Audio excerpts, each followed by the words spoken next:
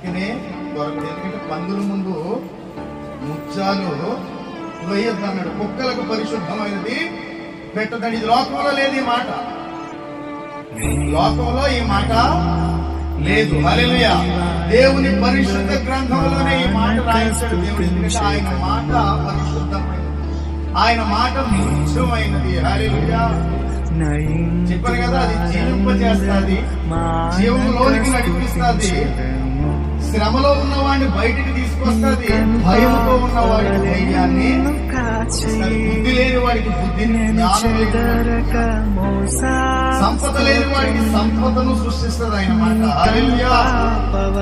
తాగుబోతుని గొప్పవారిగా చేస్తుంది, వ్యభిచారిని పరిశుద్ధంగా మారుస్తుంది. హల్లెలూయా.